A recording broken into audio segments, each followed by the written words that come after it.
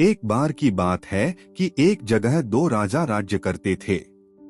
उनमें से एक राजा के बहुत सुंदर बेटा था और दूसरे राजा के बहुत सुंदर बेटी थी। दोनों राजाओं के बच्चे शादी के लायक थे, इसलिए दोनों राजा अपने अपने बच्चों के लिए जीवन साथी ढूंढने के लिए लोगों को भेज रहे थे। किस्मत की बात कि दोनों राजाओं के दूत आपस में मिले और बातचीत के बीच उन्होंने एक दूसरे को अपने अपने उद्देश्य बताए। उन दोनों को यह सुनकर बड़ा आश्चर्य हुआ जब उनको यह पता चला कि दोनों के बाहर निकलने का उद्देश्य एक ही था और दोनों राजा भी आपस में एक दूसरे की टक्कर के थे। इस तरह राजकुमार और राजकुमारी का जोड़ा बहुत अच्छा बनता था। जब राजाओं ने अपने अपने दूतों से उनकी बात सुनी तो उन्होंने आपस में बात की और उन दोनों की शादी तय हो गई। एक दिन तय किया गया और दुल्हा दुल्हन के घर पहुंच गया। शादी की रस्में सब बहुत शानदार तरीके से पूरी की गईं। लेकिन उनकी खुशियों पर एक बादल छा गया। उनकी खुशी कितने कम समय के लिए थी। जब दुल्हा अपनी दुल्हन को लेकर घर लौट रहा था तो रात को वह एक बागीचे में रुका। इत्तेफाक से वह बागीचा परियों का था। ये परियां रात को वहां आती थीं। उस रात जब वे वहां आईं तो वहां राजकुमार को देखकर वे उससे प्रेम कर बैठीं। उन्होंने उसको अपना बनाने का सोच लिया। उन्होंने उस पर ऐसा जादू डाला कि वह मौत जैसी गहरी नींद सो गया। अगली सुबह राजकुमारी और दूसरे लोगों ने उसको उठाने की बहुत कोशिश की पर सब बेकार। उन सबको लगा कि वह सो उन्होंने उसका दुख मनाया और उसके लिए रोए जैसे कि लोग किसी लिए रोते हैं जिससे वे अब कभी बात नहीं कर पाएंगे। यह उनके लिए बड़ी मुश्किल की घड़ी थी।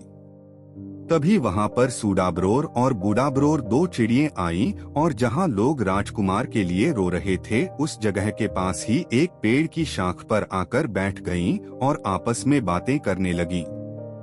सूडाब्रोर बोला, इन लोगों को इस राजकुमार को दफन नहीं करना चाहिए। बूडाब्रोर बोला, क्यों? सूडाब्रोर बोला, क्योंकि यह अभी मरा नहीं है। शायद कुछ दिन में ही यह जिंदा हो जाएगा।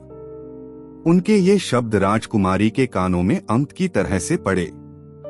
उसने तुरंत ही यह हुक्म दिया कि राजकुमार के शरीर को वहीं पड़ा रहने दिया जाए जहां वह था।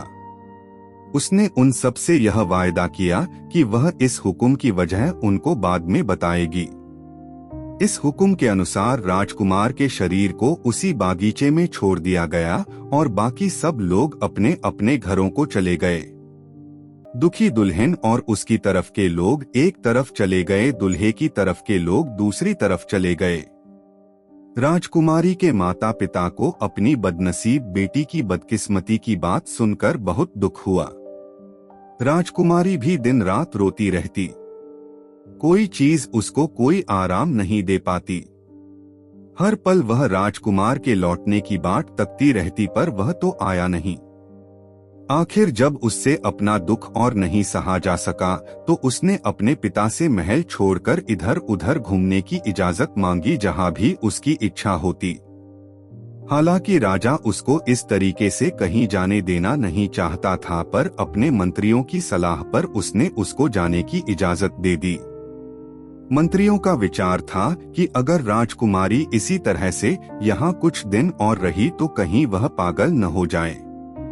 सो उनकी सलाह पाकर राजकुमारी बाहर घूमने चल दी। वह दुखी सी चारों तरफ घूमने लगी।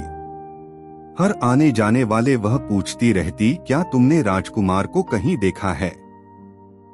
क्या तुमने राजकुमार को कहीं देखा है?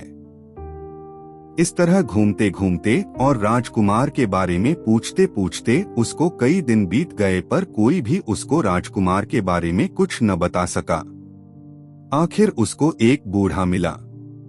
उसने उससे भी यही पूछा, क्या तुमने राजकुमार को कहीं देखा है? बूढ़ा बोला, मैं एक बागीचे के पास से गुजर रहा था कि मैंने वहां जमीन पर एक बहुत सुंदर लड़के को सोते हुए देखा।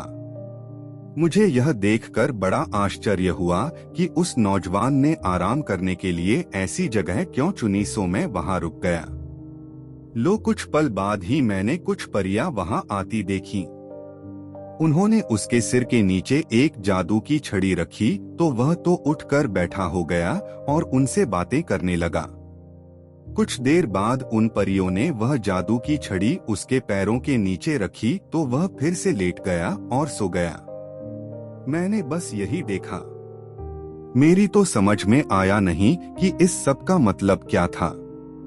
राजकुमारी बोली, आश्चर्य, क्या तुम मुझे उस बागीचे तक ले जा सकते हो जहां वह नौजवान सोया हुआ था?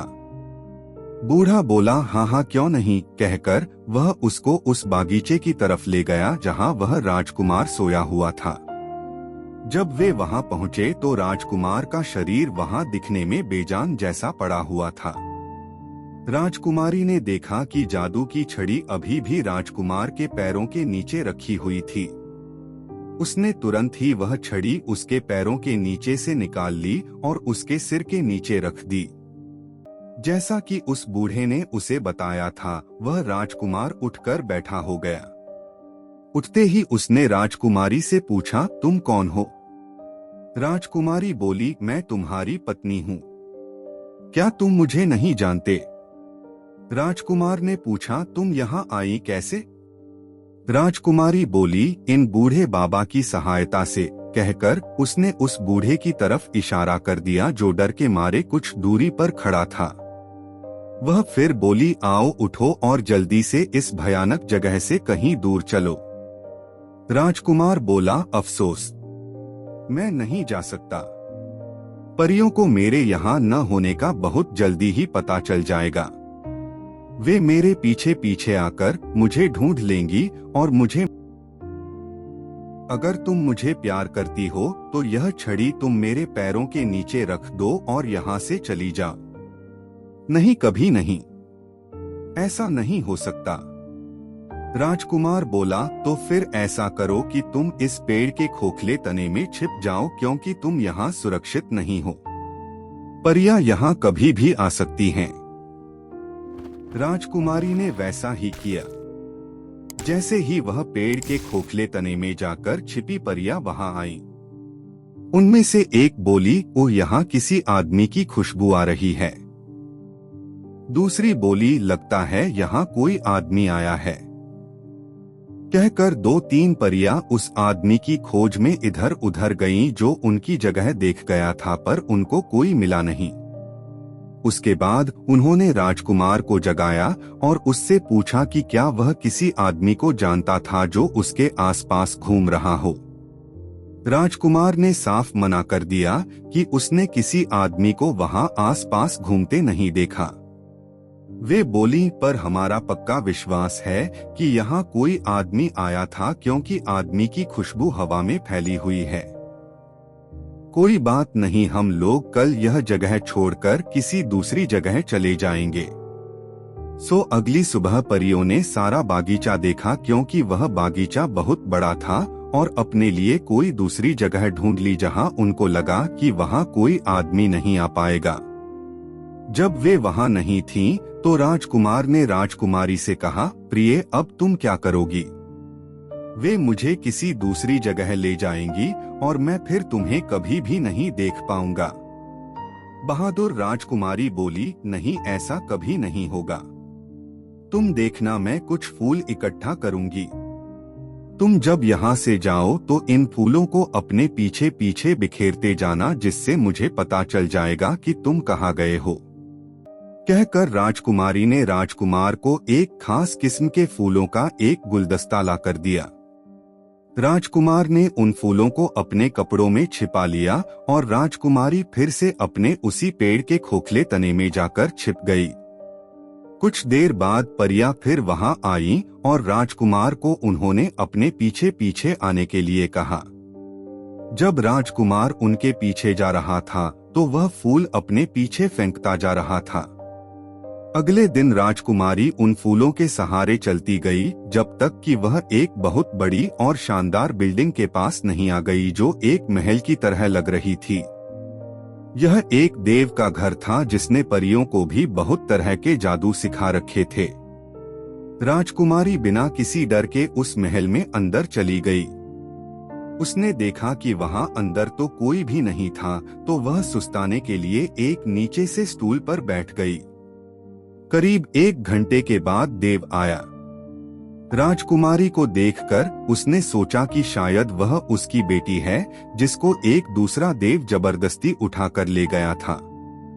वह उसकी तरफ दौड़ता हुआ बोला, ओह मेरी प्यारी बेटी, तुम वापस कैसे आई? उस नीच से तुम कैसे बच पाई? राजकुमारी ने तुरंत ही हालात का अंदाजा लगा लिया। वह बोली, जब वह सो रहा था पिताजी, तब मैं वहां से भाग निकली। कुछ समय तक राजकुमारी देव के पास रही। वहां उसको देव और परिया देव की बेटी ही समझते रहे। वह वहां जो चाहती वह करती थी और जहां चाहती वहां जाती थी। उसकी प्रार्थना पर देव ने उसको कई जादू भी सिखा दिए थे, जैसे किसी आदमी को मरा हुआ कैसे दिखाना, फिर कैसे उसे जिंदा करना, छिपी हुई चीजों का पता लगाना, आदि आदि। एक दिन उसने अपनी ताकत से यह पता लगा लिया कि राजकुमार एक परी के कान के बुंदे में छिपा हुआ है। उसने यह बहाना बनाया कि वह बुंदा उसको बहुत पसंद था, इसलिए वह उसको पहनने के लिए दे दिया जाए। पहले तो परी ने कुछ ना नुकुर की, पर फिर उसको देव की बेटी होने के नाते उस बुंदे को दे देना पड़ा, लेकिन इस शर्त पर कि वह बुंदा वह उसको अगले दिन दे देगी। राजकुमारी इस बात पर राजी हो गई। जैसे ही परी ने उसको अपना बुंदा दिया और वह वहां से चली गई, राजकुमारी ने अपने जादू से राजकुमार को उसमें से बाहर निकाल लिया। राजकुमार ने बाहर आते ही इधर उधर देखा तो राजकुमारी ने उससे पूछा, क्या तुम मुझे पहचानते हो या तुम मुझे नहीं जानते? मैं तुम्हारी पत्नी हूँ। तुम्हारे लिए मैंने अपने पिता का घर छोड़ा। तुम्हारे लिए मैंने उस बागीचे में जाने की हिम्मत की जिसमें तुम लेटे हुए थे। तुम्हारे लिए मैंने देव के मकान में घुसने की जुर्रत की। क्या तुम मुझे नहीं पहचानते? राजकुमारी बोली, आओ चलें। मैं तुम्हें अब बताऊंगी कि तुम्हें क्या करना है। देव और उसके सब आदमी यह समझते हैं कि मैं उसकी बेटी हूँ जिसे कोई दूसरा देव उससे जबरदस्ती छीन कर ले गया था। अब मैं तुम्हें अपने पिता देव के पास ले जाऊंगी और उससे कहूंगी कि जब मैं उस भगाने वाले देव से बचने की कोशिश में भाग रही थी तो तुम मुझे मिल गए। तुम्हारी सुंदरता देखकर मैं तुम्हारे ऊपर रीझ गई और मैंने तुमसे शादी कर ली। मैं उसको यह भी बताऊंगी कि तुम एक शाही खानदान के हो, इसलिए वह हमारी शादी को मान ले। जब वह यह सुनेगा तो वह बहुत खुश होगा। तुम डरना नहीं, आओ और देखो कि क्या क्या होता है। राजकुमारी की बात ठीक निकली। पिता देव अपनी बेटी की शादी की बात सुनकर बहुत खुश हुआ। उसने अपनी बेटी की शादी की खुशी में एक बहुत बड़ी दावत दी जिसमें उसने सारी परियों को बुलाया। राजकुमार और राजकुमारी देव के पास कुछ हफ्तों तक आनंद से रहे। फिर राजकुमार ने देव से अपने माता पिता से मिलने की और राजकुमारी को भी उनसे मिलवाने की इच्छा प्रकट की। हालांकि देव उन दोनों को अपने पास ही रखना चाहता था, पर फिर उसको राजकुमार को घर जाने की इजाजत देनी ही पड़ी। उसने उनके लिए बहुत सारी भेंटें इकट्ठी करके उनके साथ रख दी और उनसे जल्दी वापस आने के लिए कहा। और बहुत सारी चीजों के अलावा उसने उनको एक पीठ भी दिया जिस पर जो कोई बैठ जाता था वह उसको उसकी मनचाही जगह पहुंचा देता था। यह राजकुमार और राजकुमारी के लिए तो बहुत ही काम की चीज थी। उन्होंने उस पीठ में अपना खजाना भरा और उसके ऊपर बैठकर देव और सारी परियों को विदा कहकर राजकुमारी के पिता के राज्य चले गए। वे जल्दी ही वहां पहुंच गए, क्योंकि राजा की बेटी घर वापस लौट आई थी और उसका पति भी मरा नहीं था, जिंदा था और ठीक था और उसके साथ था। सो उस दिन महल में ही नहीं बल्कि सारे शहर में बहुत खुशियां मनाई गईं।